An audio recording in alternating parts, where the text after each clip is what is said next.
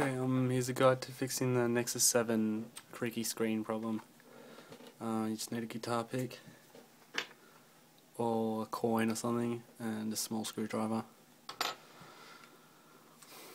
Grab by the top of the tablet and pry it open with your pick. And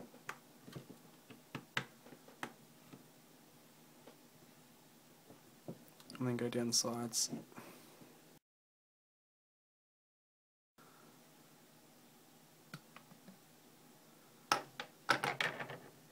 And on the side that is creaky, there should be screws here somewhere that you just tighten up.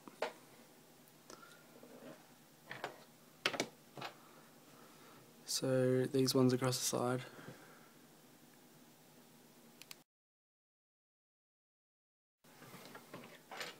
Okay, yeah, it was actually this screw here.